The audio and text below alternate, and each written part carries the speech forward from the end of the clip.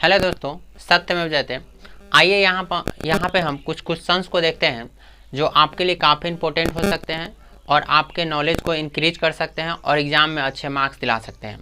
तो आइए हम इसे समझते हैं और समझते समझते यूँ ही हम लोग को याद भी हो जाएगा और एग्ज़ाम्स में अच्छे मार्क्स भी आ जाएंगे। तो आइए समझते हैं। आज हमने लिया है जीवाश्म ईंधन और सौर ऊर्जा में अंतर। क्या हेडिंग है? जीवाश्म ईंधन और सौर ऊर्जा में अंतर। तो इस अंतर को हम समझते हैं। अंतर आप जान ही रहे हैं, एक में होगा तो दूसरे में वो नहीं होगा। तो आइए समझते हैं। कहता है ये वन साइड जो है हमने जीवाश्म ईंधन को लिया है और नेक्स्ट साइड जो है वो मैंने सौर ऊर्जा को लिया है। तो ये है आपका, यह ऊर्जा परंपरागत स्रोत है। परंपरागत कहने का मतलब यह होता है जैसे ये बहुत पहले से चला आ रहा है, ठीक है। यह ऊर्जा परंपरागत स्रोत है, यह ऊर्जा गैर परंपरागत स्रोत है। मतलब ये जो है ये प्रकृति के द्वारा प्रदत्त होता है और इसे क्या किया जाता है? बनाया जाता है। क्या किया जाता है? बनाया जाता है। अब समझते हैं। इसका भंडारण सीमित होता है, इसलिए इसका उपयोग लंबे समय तक नहीं किया जा सकता है। और आप जान रहे हैं जिस सब का भंडारण अगर सीमित होगा, ठीक है, तो वो एक दिन क्या होते हैं? खत्म हो जाते हैं। इसलिए इसका भंडारण सीमित है और इसका उपयोग लंबे समय तक नहीं किया जा सकता है।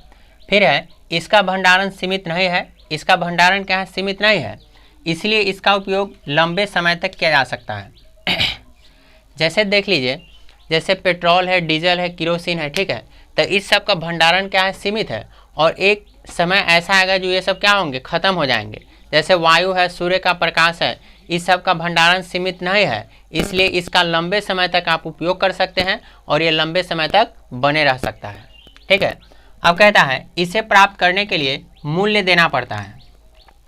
जैसे देखिए, इसे प्राप्त करने के लिए मतलब इसे लेने के लिए क्या देना पड़ता है? कुछ ना कुछ पे करना पड़ता है, दाम देना पड़ता है, मूल्य देना पड़ता है। फिर कहता है इसे प्राप्त करने के लिए मूल्य नहीं देना पड़ता है, क्योंकि ये प्रकृति द्वारा खुद दिया गया है और प्राकृतिक प्रदत्त है, ठीक है। तो इसके लिए किसी प्रकार के मूल्य देने की आवश्यकता नहीं पड़ती है। फिर कहता है इसका उपयोग किसी समय किया जा सकता है। इसका उपयोग क्या है? किसी भी समय आप कर सकते हैं, किसी भी समय कर सकते हैं। फिर कहता है इसका उपयोग केवल बादल विहीन दिनों में किया जा सकता है।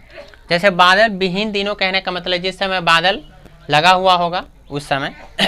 फिर कहता है इसे जलाने से वातावरण दूषित होता है।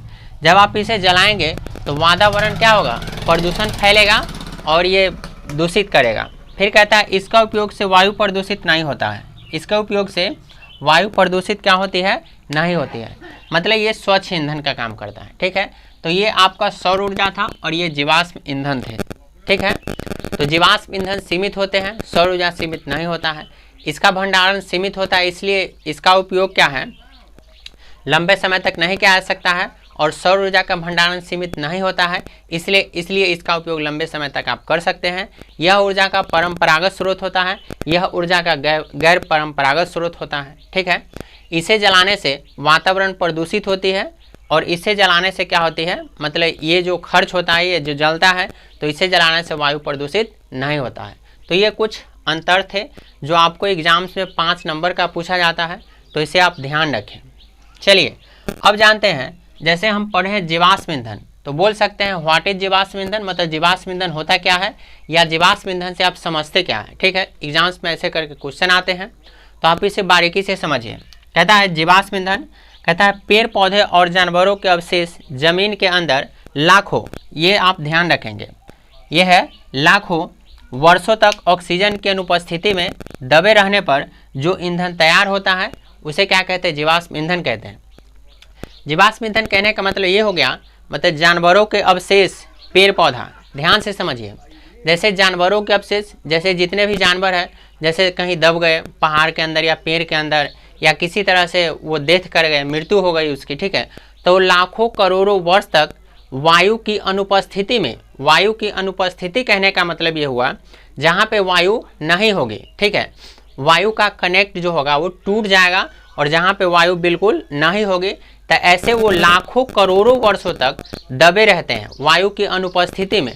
तो इस तरह से जो ईंधन तैयार होता है उसे हम क्या कहते हैं? जीवाश्म ईंधन कहते हैं। तो ये आपका जीवाश्म ईंधन हुआ।